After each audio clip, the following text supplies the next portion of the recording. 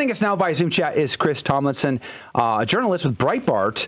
And good morning to you, sir. We're grateful for your time. Good morning. Thanks for having me. Yeah, praise be to God. You have a series of articles. I want to start with France. On France, there seems to be a lot of problems in France these days, and it's not new. It's been around for a long time. But the first one I saw was on religious teachers. Over half of them are self-censoring. This seems like they're doing so out of pure fear. What's going on? Yeah, so this was a survey of teachers in France regarding talking about secular issues. So France has they have laws about secularism, particularly in the public workforce and in schools and things like that. And a lot of teachers are now afraid to speak about some of these issues. So, for example, freedom of speech, freedom of expression, these kind of things, mostly because of the murder of Samuel Paty in October of 2020. He was beheaded in the street in the suburbs of Paris by a Chechen refugee radical Islamist and this came in the fallout of him having a class on freedom of expression in which he showed his class images of Muhammad, so cartoons of Muhammad. It wasn't specified which ones, but I'm fairly sure it was probably the ones published in Charlie Hebdo. But after that, a lot of teachers now are very sort of wary of speaking on these topics. And so now a lot of them, about half, are saying that they self-censor themselves just because they want to avoid any sort of religious protest or any sort of backlash that might come either from the students who might be religious or from their parents. To a Catholic, this feels shocking because France enjoys the title eldest daughter of the church. And yet we basically see a lack of faith and fidelity here. They should be standing up boldly for the church, and instead they're basically giving themselves over to agnosticism and secularism. 71%, you say, of the teachers say they have had to deal with confronting pupils on the ban on visible religious symbols such as the Islamic veil. So they're running for fear. I mean, the other thing is, where are these attackers coming from? What countries do they come from? Well, a lot of them, the children especially are born in France. Their parents might be born in France as well. These children might be third generation. A lot of them will have their origins in North Africa, places like Algeria, Morocco, Tunisia. Some of them in parts of Africa as well. But the vast majority will be from somewhere probably in North Africa, maybe Chechnya as well. More recently, we've seen more extremist cases from people from Chechnya, although obviously they're called Russian because they are Russian nationals. But the thing is, in France, there isn't really as much of a religious fervor in terms of Catholicism as there might have been even 100 years ago. Nowadays, a lot of churches are either in disuse or are being bulldozed. The amount of attacks on churches in France is probably one of the highest in Europe. I think there was an article from a few years ago that said there was an average of 3 attacks per day on churches in France, whether that's vandalism, theft, or people attempting to set churches on fire, which happens too regularly in France. So this really does come down to Islam to a large extent as far as the threats towards teachers go. I'm sure there probably are maybe a handful of cases of some sort of Christian fundamentalists, but I would be hard-pressed to find them, and I haven't personally seen any. In another one of your articles related to France, you said the 2021 report also noted that since 2015, a total of 263 people in France have been murdered during terrorist attacks.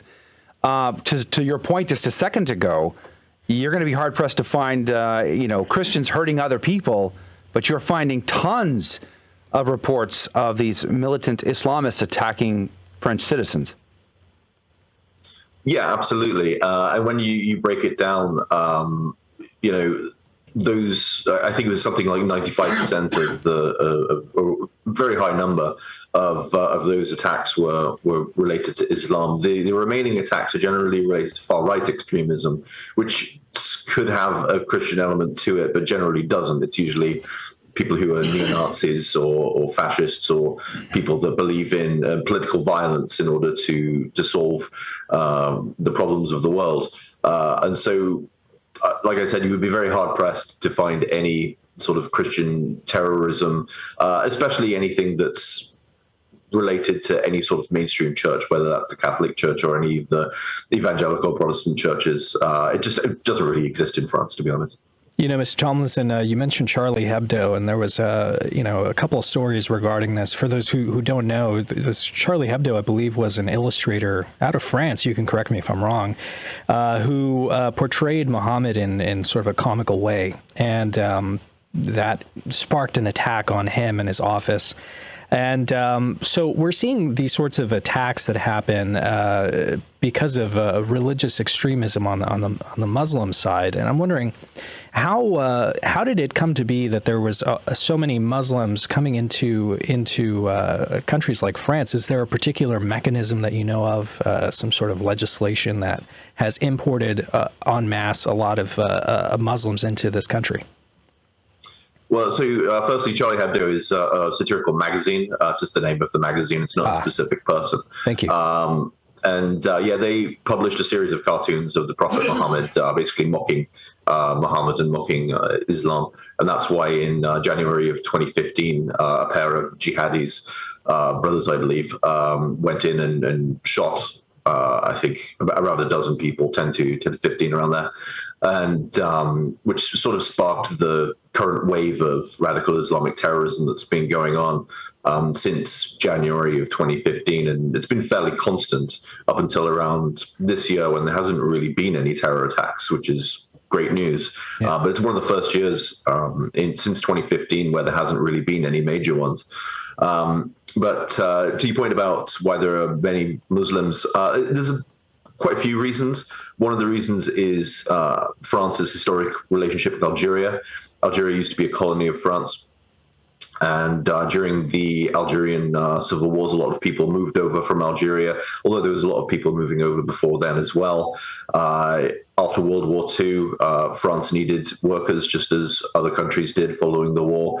And a lot of people came over during those times as well from former French colonies, whether it was Algeria or parts of the Middle East and other places. So it's been going on for quite a while, and Algeria is still one of the biggest countries as far as immigration to France, along with French-speaking African countries as well. So that there has been a large number of Muslims moving over for the past maybe 50, 60 years.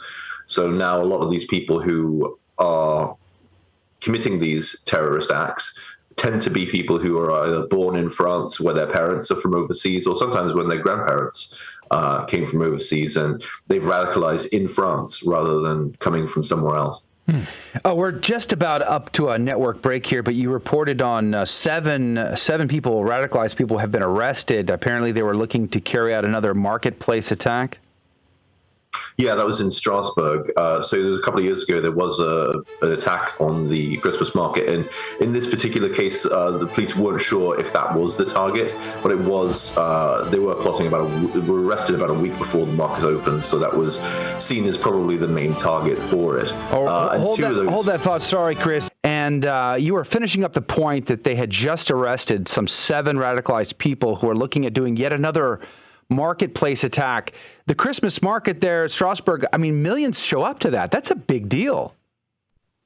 Yeah, absolutely. And it wouldn't, like I said before, it wouldn't be the first time that it has been attacked. It wouldn't be the first time that a Christmas market has been either targeted or attacked by people generally pledged to groups like the Islamic State. We saw the first attack in Berlin in 2016 when a Tunisian illegal immigrant named Anis Amri we stole a truck, a semi-truck, and just rammed it through the Christmas market, killing at least a dozen people.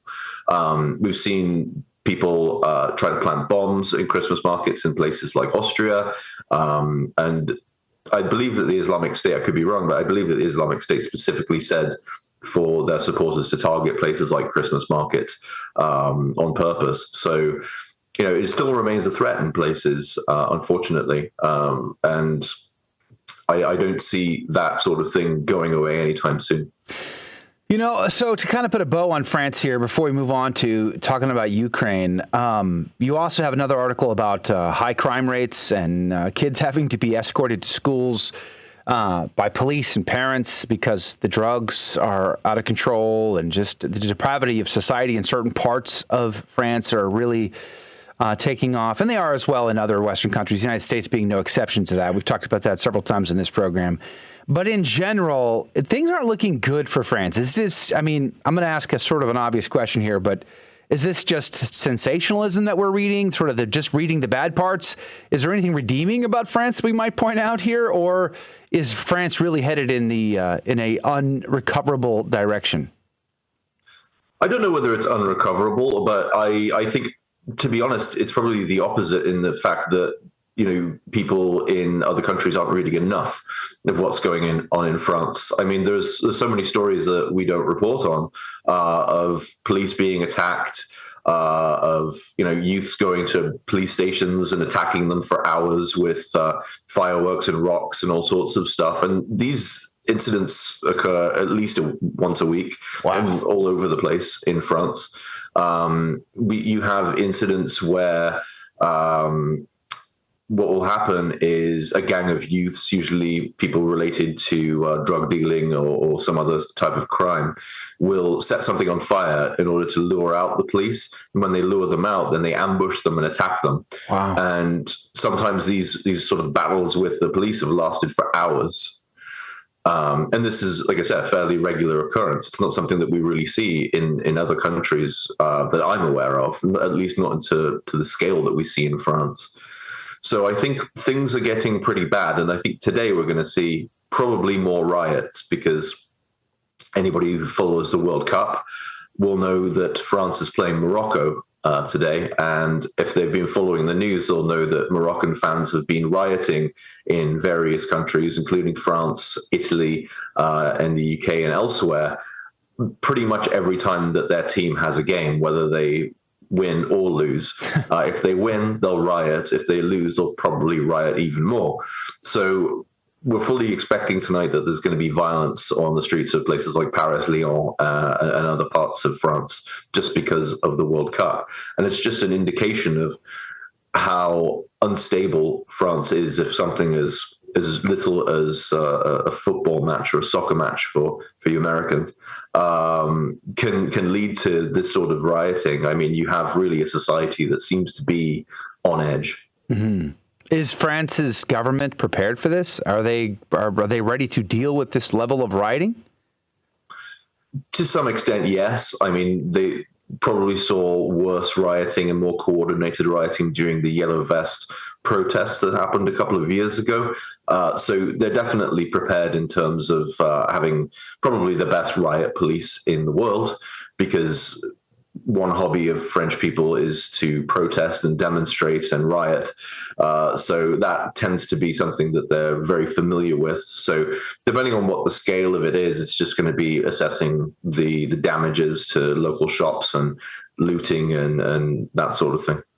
So what do you think the chances of Morocco winning tonight are?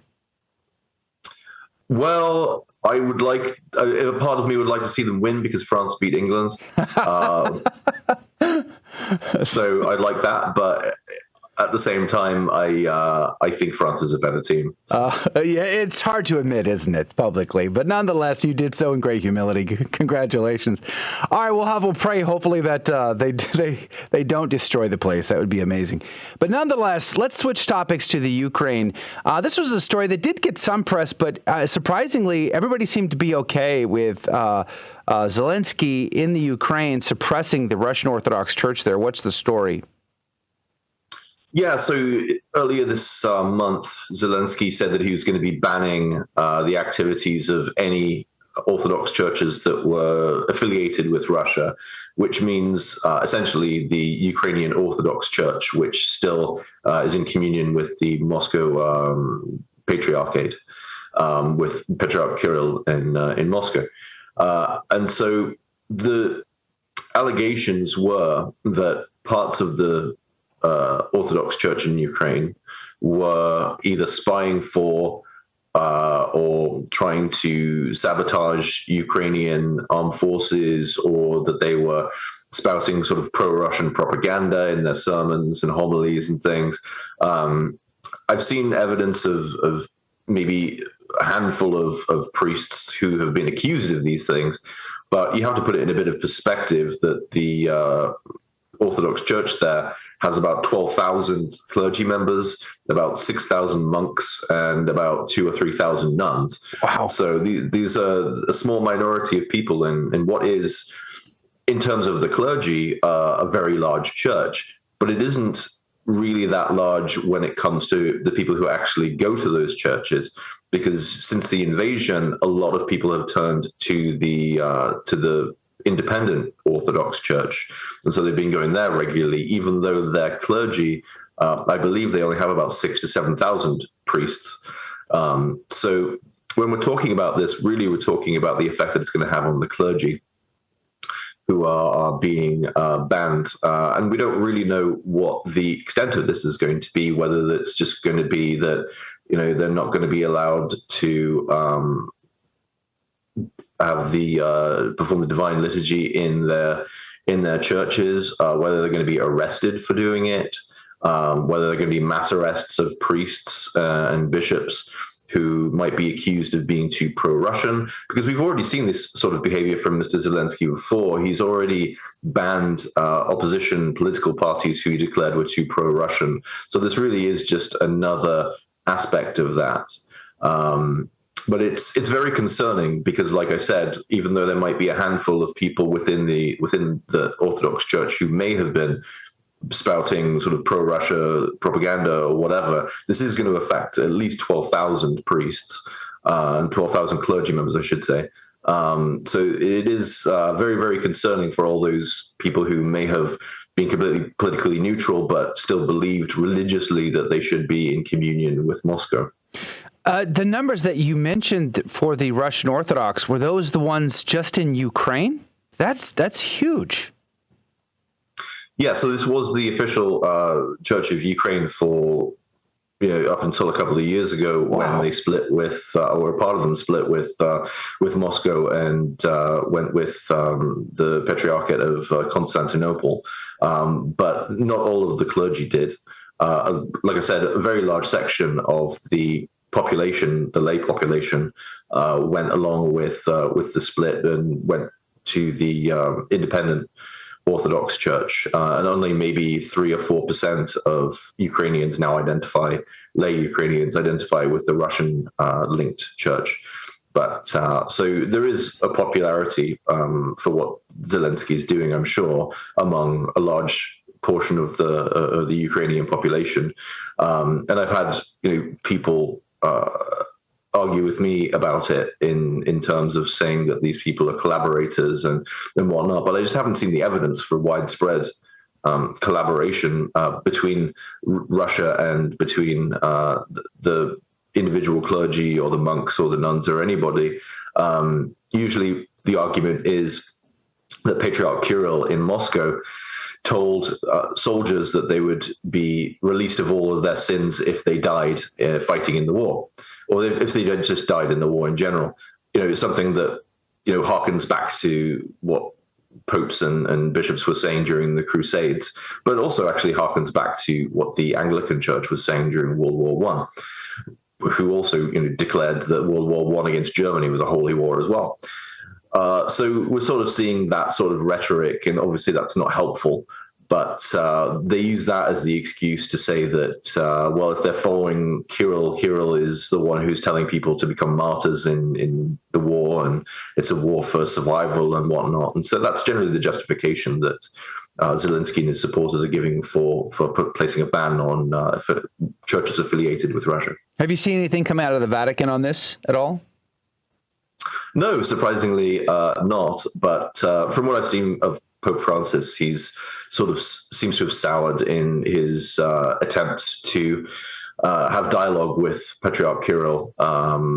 So I'm not so sure that the Vatican is really, it's sort of a pressing issue for them at the moment, because I think the relations between Moscow and the Vatican aren't the best at the moment anyway. Yeah, didn't seem to go very far.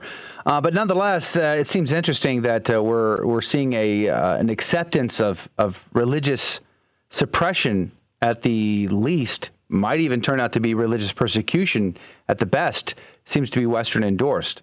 Last thoughts, Chris Tomlinson.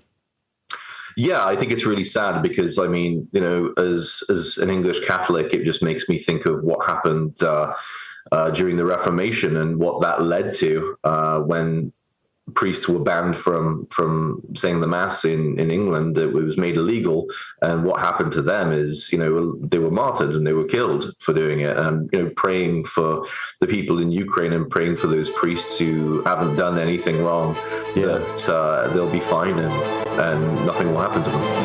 Wow, Chris Tomlinson, Breitbart, thank you for your time today. We appreciate your insight. Check out Chris's articles. Go to Breitbart.com, and you can find a list of all of his articles. Just search for Chris Tomlinson there. Chris, God bless you. God love you. Have a great day, sir. Thank you. All right, that's going to do it for hour number one. If you can join us in the second hour, I'd like to ask the question, if you could only choose 7 books to save the world, what would they be? That and more, plus the game show and prizes coming up next. Otherwise, see you back here tomorrow morning.